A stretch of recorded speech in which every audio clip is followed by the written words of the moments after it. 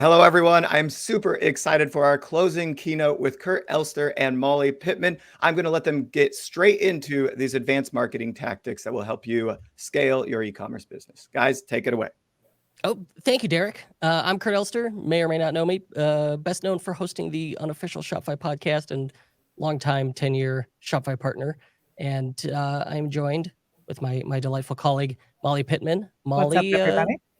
here Yeah, I'm a little I'm bit about the yourself. I'm the CEO of Smart Marketers. Super happy to be here. I've been in marketing over 12 years now. Huge meta ads nerd, anything digital marketing related. Really, we're just here to help coach businesses, especially e-commerce businesses, on how to grow using digital strategies. So, Kurt, thanks for having me, buddy, and I'm excited for this conversation.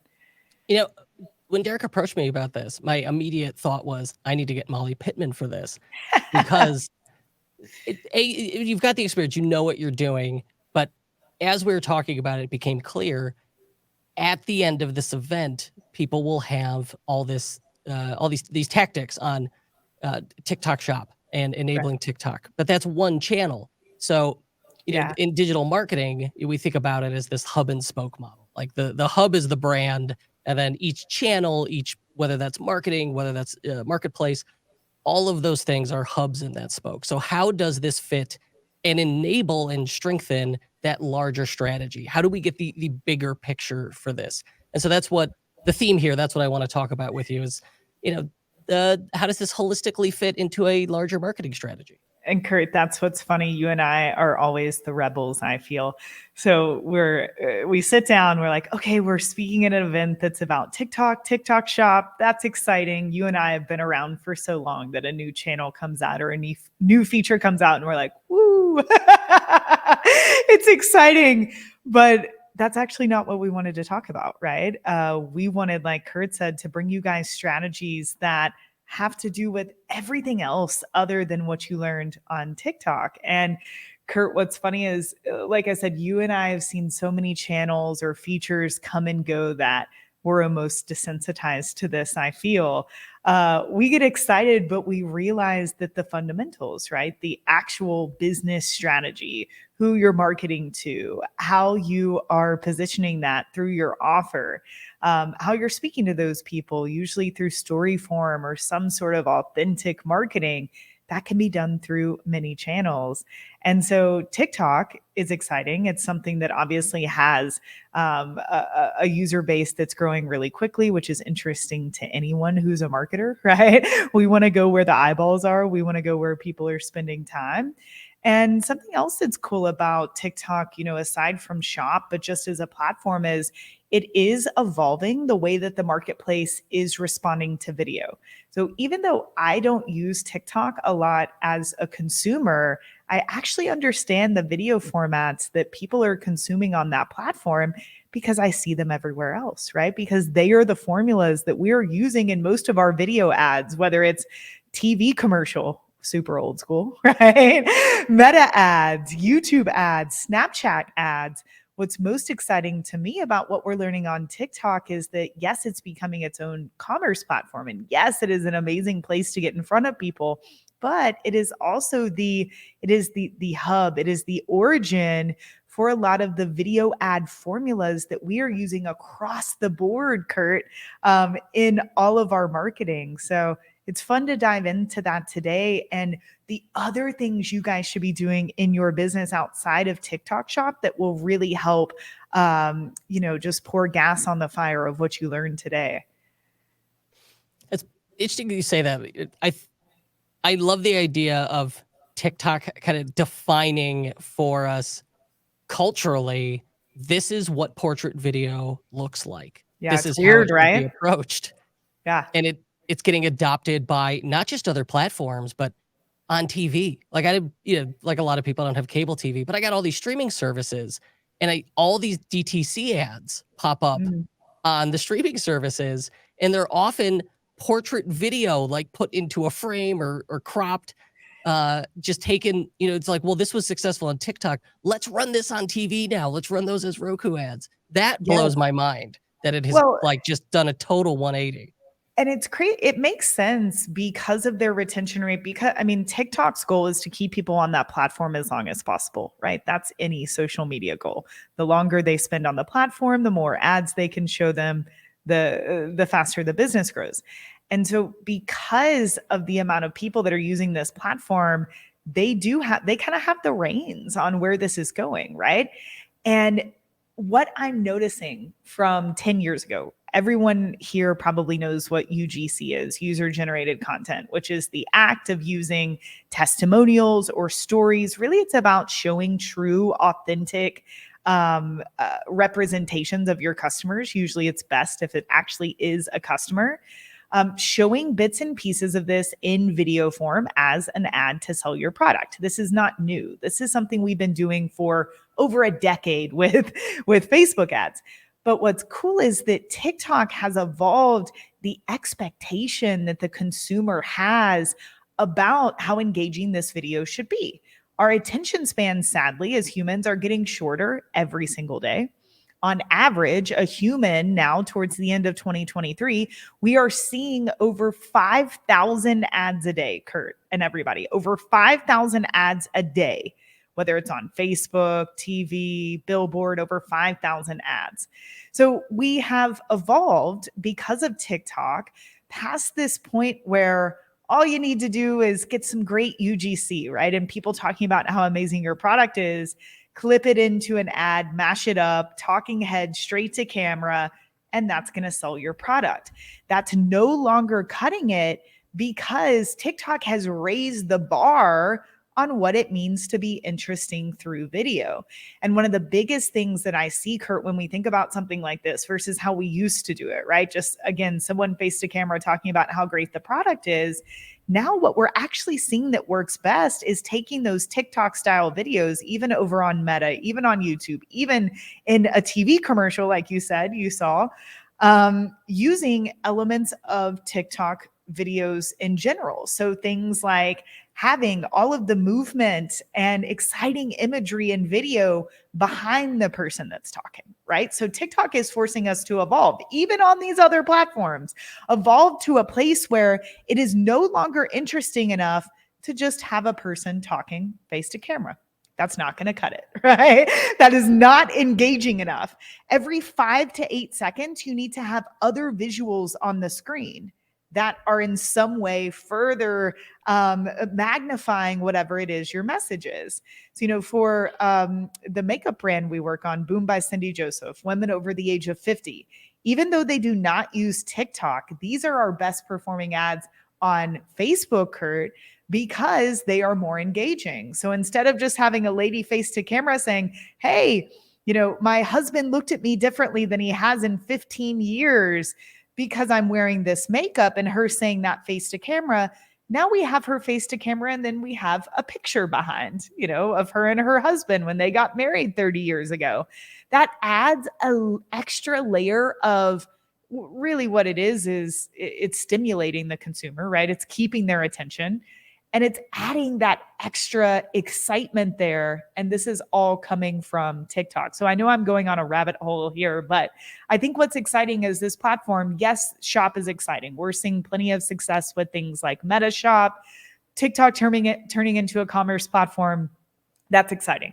But what I really see that's exciting about this platform is that it is the origin of the highest converting ad formats that we're seeing across the board, worldwide, platform wide, as we go into 2024. I love the idea that TikTok is this bleeding edge of content creation, and it's trial by fire. If you can get your content to thrive there, then okay, everything else is a little bit behind that. It'll survive and do well potentially in these other platforms. Because the issue with content creation, it's resource intensive, it's very time intensive, and it could be creatively draining if you don't have a big team and you're always running through this stuff. And so the idea of trying to create original content for every single channel, it's just not realistic or practical. And so if we have like this, we have the one channel that we know, oh, okay, TikTok is the bellwether for portrait video, then that saves us a lot of effort in replicating that success across other channels. So if I can nail it here, I know I've increased my likelihood of success across these other areas. There you go. Yeah, there's so much more that you can do with that content. Now, And the if you examples- understand this platform, then you understand the most engaging way to market, right? So anything else you do on other platforms is just going to be easier. I heard you use a certain 3 letters quite a few times in that discussion. UGC. Mhm. What is it about TikTok and UGC that they're like peanut butter and jelly? Yeah, I mean, user generated content has always worked because it's authentic. We know a consumer is more likely to buy from someone who looks like them, sounds like them, who they can connect with, right? People want to buy from people that they feel like are going to serve them or they feel like are very similar to them. So the authenticity that comes through user generated content, someone that actually uses the product marketing it, it sounds like common sense, but it works. And it especially works now as we move into this paid social world where people are used to, they're using these platforms. They're scrolling, they're swiping, whatever hand movements they're doing, depending on the platform. And they're looking at family, friends, influencers, people telling stories, people that are being real people. That is what social media is. So if you show up and you look like an ad, you are one of those 5,000 ads that they've seen that day. We have subconsciously trained our minds to scroll past something that looks like an ad. But if you show up with UGC, user generated content that looks real, because guess what? It is real. Someone is not only more likely to stop and engage with this person's story, engage with their message, they're more likely to trust them and therefore they're more likely to buy. So again, this is not a new concept. It's something we've been doing for decades as marketers, but TikTok has made it so much more relevant as TikTok has made it just more common and easier to also for people to get on camera in general. That's true. It was not that natural or usual years ago. And now with, we have high quality cameras in all of our pockets. And now this social standard has been created where Yes. it is no longer strange to just record a narcissistic face-to-camera video. There you go. 10 years ago, that was weird. TikTok is training people to do that for us, Kurt. Because even let's say 5 years ago, generating UGC, getting UGC from your customers, it was a lot harder because you did have to teach a lot of people, at least build their confidence. Hey, here's how you set your phone up. Here's how you do this, right? Talk to the camera. TikTok is training people to do that. So it's a lot. Not only is the consumer more comfortable engaging with this type of content because it feels real, because it is real, we're also more likely to get this content from our customers or influencers because TikTok is training them to do it. It's pretty cool. The power of UGC. I get how universal it's becoming in my marketing. But what I don't get is, how do I encourage my customers to give me UGC? That seems like the hard part seems like getting it. Mm-hmm. Yeah, there are really 2 big keys to UGC. And first, we'll start with the getting it, which can be difficult. It is a hustle. UGC is gold. UGC is one of the most important assets for your business to have. So we place a very high priority on every one of our brands having an ambassador program, which is essentially a program that we use to reach out to our highest value customers and incentivize them to give us UGC. So of course we have things like email follow-up flows after someone buys, encouraging them to send us UGC because that's usually when they're most excited about the product, when they first start using it or they first start seeing results. We also are constantly manually reaching out to people. I tell all of our students, sort your customers by lifetime value and send an email out to the top 20 people who have spent the most money with your brand and ask them, incentivize them through free product or something that you think that they would like to get you this content. But what people don't realize is that that's just the first step. Most of the content they're going to send you right off the bat probably isn't very good because as humans, we subconsciously explain things in a very simple way, right? So if you don't give a lot of direction, if you just say, hey, will you shoot me a video? you're going to get something like this, Kurt. Hey, I love this coffee. It's the best coffee in town. It tastes really good. 5 stars. It's the best coffee. Five stars. Yeah, that The there highest is compliment I could pay. it's the most generic ad I've ever heard. It sounds like every other ad I see all day, every day. It's all about it being the best, or it's all about the features of the coffee. It really tastes good. There's no storytelling. There's no true benefit to the customer. And this is not intentional. This is just what people are going to do because they hear ads all day, every day. So they're just basically repeating an ad back to you and inserting your product. So what you need to do is set them up with a list of questions that they're answering that is really going to pull the juicy stuff out that we need.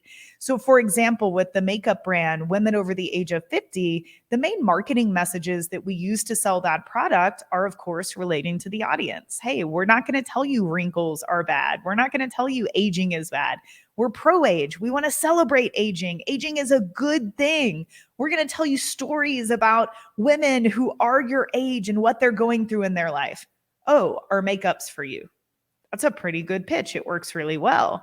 So to get women to get on camera, especially in that age, because they're less familiar than we are with technology, is, like I said, to ask the right questions. So we ask things like, tell us about your pro-age life. You know, they tell us how old they are. Well, tell us what it's like to be 76 years old.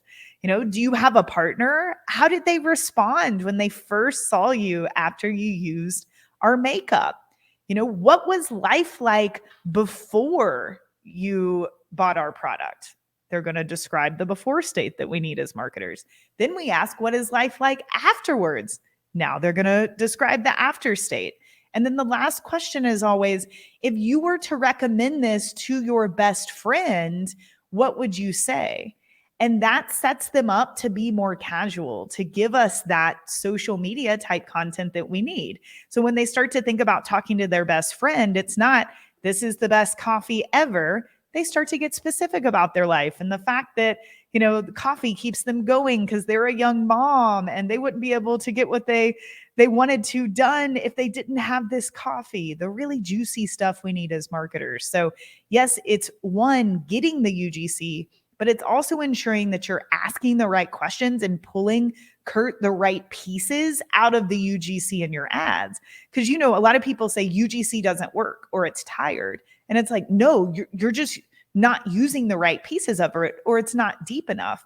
The fact that someone's getting on camera to talk about your product, that doesn't mean the ad is going to work, right? It's what you as a marketer decide to pull out of the ad. It's the juicy details that relate to the audience on a platform like TikTok or Meta that then allow you to start to build that relationship and make the sale. I love this approach. So it's identify, just reach out to, say, our top 20 customers, start with that, offer them, you know, something of value in exchange for this free product. And in theory, if we've got our top customers, they're going to be thrilled by this opportunity. Absolutely. And enable them by asking them, you know, these leading questions that are really helping them, or providing them an outline. Like I could hear it. I recognize it. I've done this long enough. You're hearing you talk through it. It's like, oh, that's a copywriting formula. That's a you know, real copywriters don't write from scratch. They work from formulas and outlines. And that was what you were walking them through with these questions. This is brilliant. Yeah. But what you'll end up with is something very long that you have to edit down, or like edit several different things together. So when you're looking at that video and chopping it up, right? How do you decide what's going to end up cut? What are the effective methods to get to the high impact stuff in there? Yeah, and Kurt, this takes more skill and work than I think a lot of people give credit to. We actually call this on our team the digger, right? Like, I'm going to be the digger today. I'm going to go dig in all of this UGC and find these juicy bits. But it's absolutely worth it. And this is the difference between an ad, you know, generating 10 sales or an ad generating 1,000 sales, because the conversion rate is so much higher, is your willingness to go in and find these nuggets. So I'm always, Kurt, looking for stories or bits that they say that relate to the audience. So with Boom, anything that says, as a chef over the age of 70, I struggle with wearing makeup in the kitchen because it's always melting off my face. That's so specific. That's so interesting. And It it calls out describes a pain or problem. it describes a pain. It describes an avatar, even by more than just their age. Now, anyone that is that age that has anything related to that problem's reading that story. I bet even if you're not a chef, but you're over the age of 70, you're reading that story because it opens with, as a chef over the age of 70. So we're looking for those specifics, or we're looking for big, especially emotional transformations. Someone describes a scenario in their life where, before our family dinners were boring because our kids sat there stuck in their cell phones and no one talked. And then after we bought this product, we were having, hours long family conversations and connected like we never have before. Kurt, I didn't even say a product there. We don't even have to talk about the product we were selling. It's one of our clients, but you probably want that. Right? And that's the key. Most people with UGC or testimonials, it opens with, this is the best coffee because it's like, no, that sounds like an ad. Right? The product should actually be very much buried into the story because people are not buying products. They're buying transformations. Yeah, the outcome, right, is what they're after. And that it's for them, more and more every day.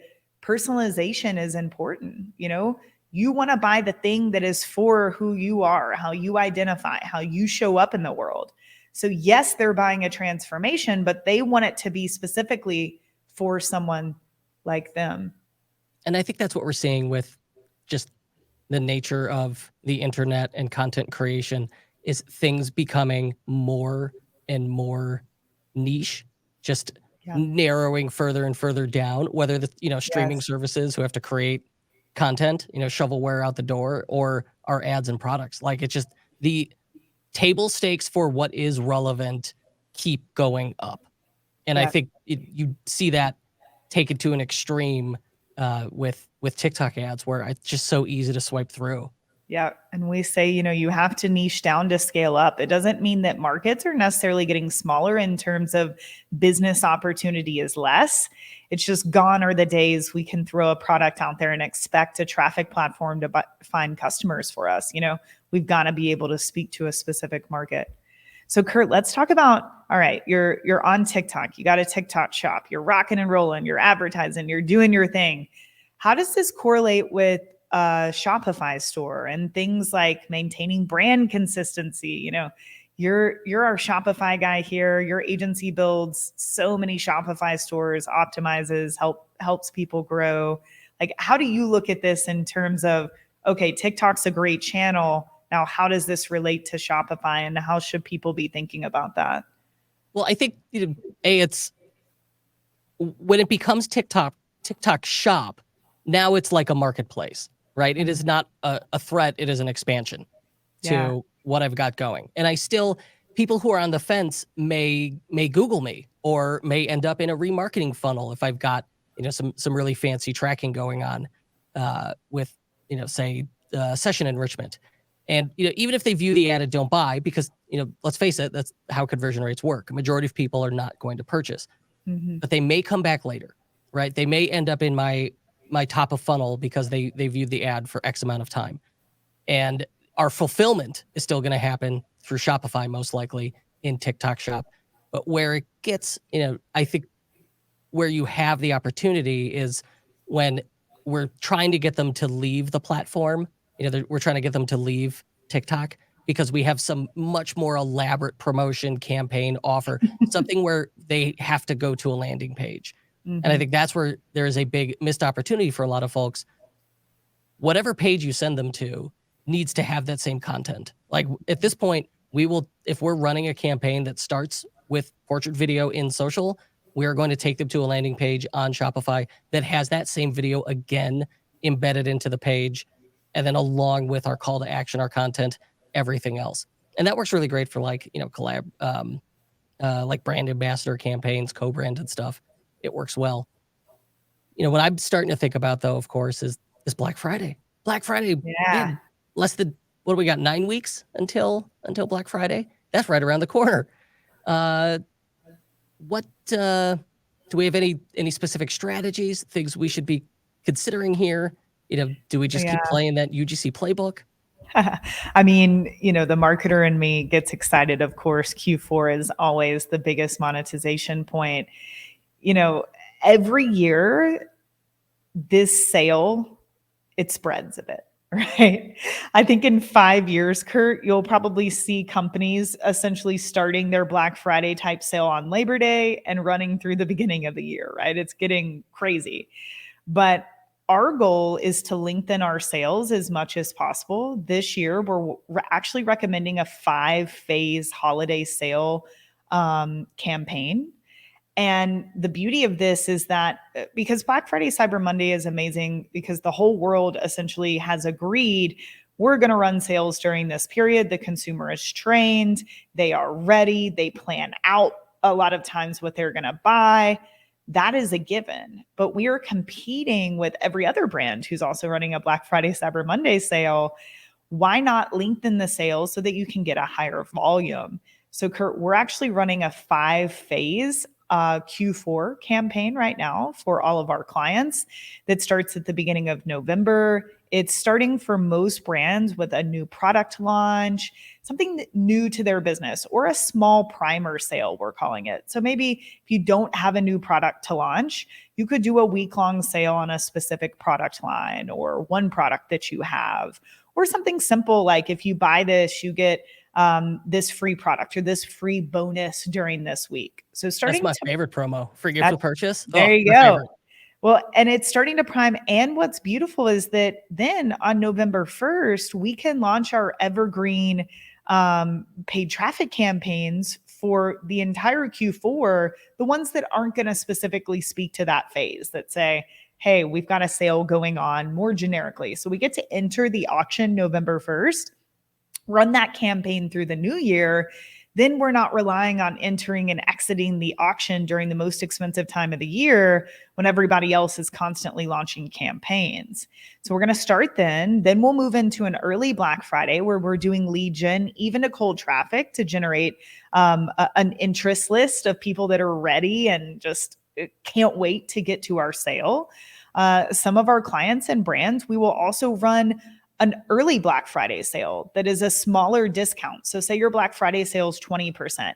This would be a week or two long sale in middle November that is, let's say, 10% or 15% or has a different gift. So it's a similar flavor to your Black Friday, Cyber Monday sale, but it's a tier down, right? It's just there for you to be able to monetize that period too while you're doing your list building for the big sale. Then, of course, we go hard for Black Friday, Cyber Monday across the board. That is always our biggest sale of the year in terms of percentage discount site-wide. I think that part of the sale is a given. A tip, though, is that we never close on Cyber Monday. We always close on that Wednesday or Thursday. That way, we're not competing against as much noise, right? Everybody closes Cyber Monday. Allow yourself a couple extra days. I think you'll see a higher volume of sales if you do that, and you won't be trying to close when everybody else is. And then the 4th and 5th phases are in December and January, Kurt, and they're just different variations of these sales with different messages. So especially for e-com, the December sale is more about, of course, hitting the shipping deadline, being able to get whatever it is for yourself or as a gift, by the holidays. And then during at the end of December and into the 1st of January, depending on the brand, we're running more of a new year type of sale. It's a chance to hop into the mind of the consumer, which is now overindulged during the holidays. They're going into that self-improvement mode. So let's serve them then. Let's take advantage of that.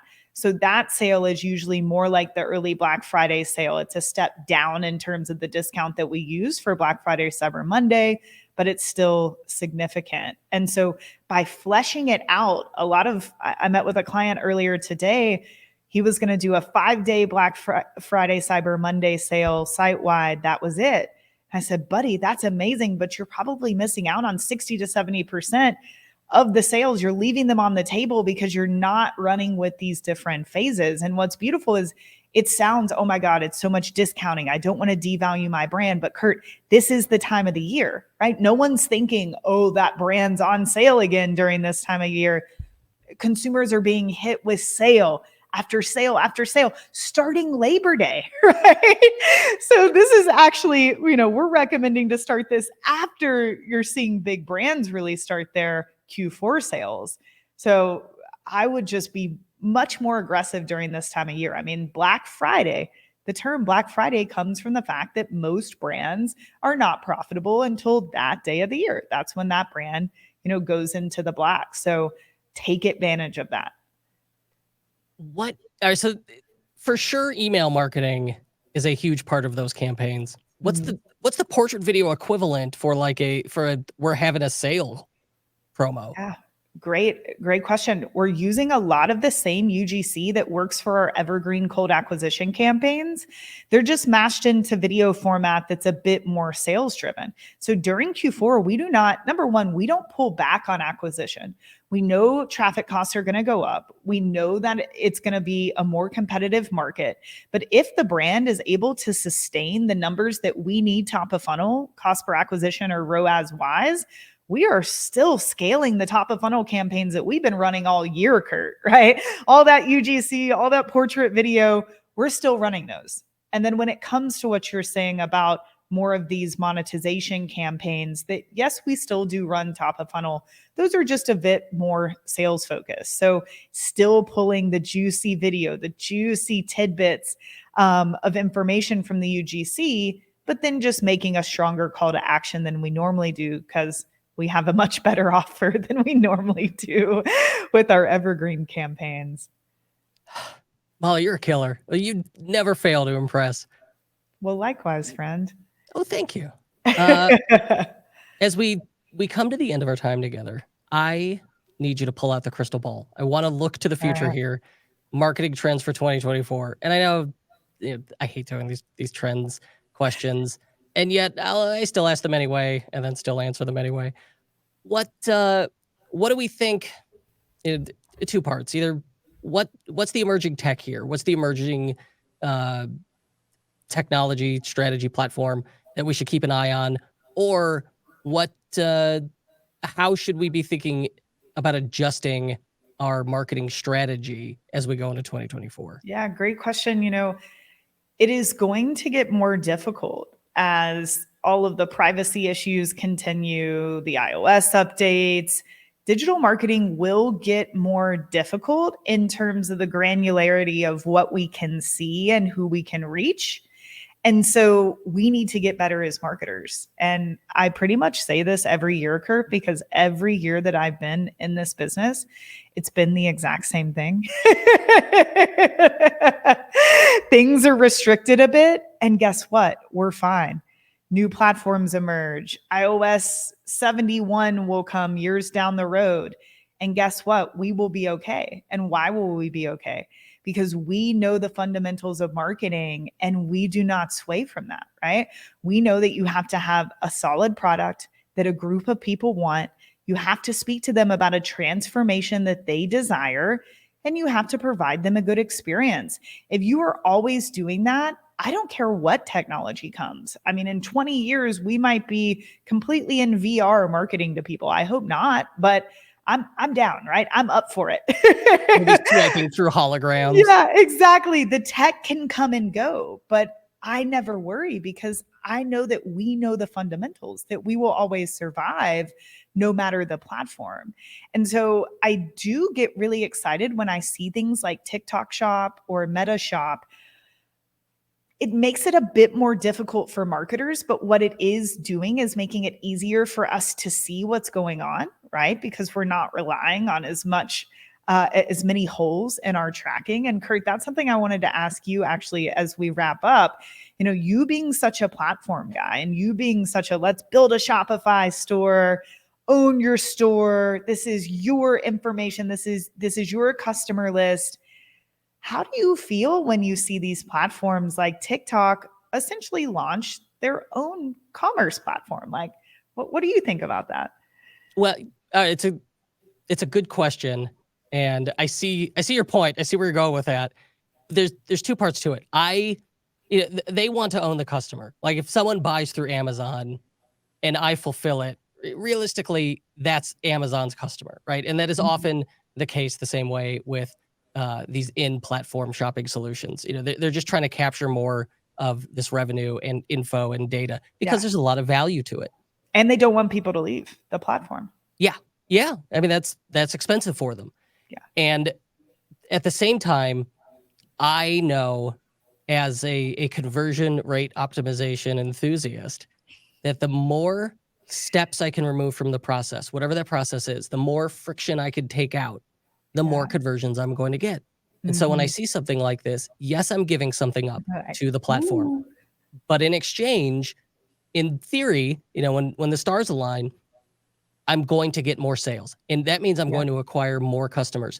And even if I don't, I don't own their email address or their phone number, fine. I still put my product in their home, which means there's a real good chance that they're going to come back and I'm still going to end up owning that customer anyway. And so I'm just, I'm grateful for the additional channel revenue stream and access to new customers. I love it. And I think that's how all marketers should be thinking. And we'll see how it turns out in the end. I mean, hey, if like you said, if this is going to get our product in the homes of more humans, I think we're all up for it, as entrepreneurs and digital marketers. So thanks for this chat, Kurt. This has been fun. And thanks to everybody that's listening. Oh, yeah, my pleasure. And thanks for sticking around. Where can we learn more about you, my friend? Smartmarketer.com, y'all. So we have lots of different pieces to how we can help you. But if you go to smartmarketer.com, we have a really fun podcast, very similar to this type of conversation. We do have courses where you can learn things like paid media from us or email marketing. We have a couple masterminds if you're a bigger business looking for community. And then if you're a business doing more than $2 or $3 million a year in revenue, you can apply to work with our agencies. So we have a whole team of awesome people that also provide these services for businesses. So yeah, I'll give a quick plug for you too, because I learned from your courses, Molly. A few years ago, I took it was very transformative. The before after grid was a huge thing that I've used with dozens of businesses. So I'm a big fan, and really it helps put you on a different trajectory as a marketer. Thank you. And Kurt, we got to get the plug for you as well. Google me, kurtelster.com. Check it out. Sign up for my newsletter. That's got links to my podcast agency and socials. And if you say hi on Twitter, I'm happy to say hi back. And definitely recommend both of their podcasts are worth subscribing to, and get on Kurt Elster's email list. He gives great updates on the industry. Thank you guys both so much. That was a really amazing conversation. I think very, very honest about the value and trade-off of some of these commerce platforms. Luckily with TikTok Shop, you do get the customer data, and so you can push it to the CRM. So you're not losing everything. It's not as bad as Amazon. And I think that should be the trend we expect with any new commerce platform that comes. I think Amazon is like, they're taking too much, and that's giving the opportunity for other people to democratize social commerce or commerce platforms. And hopefully we see a future trend of, me as the brand getting to keep and own that information as opposed to the channel owning the information. And so, yeah, with that said, thank you guys both so much. And we'll go into our closing remarks in just a minute. Thanks, y'all. Thank you.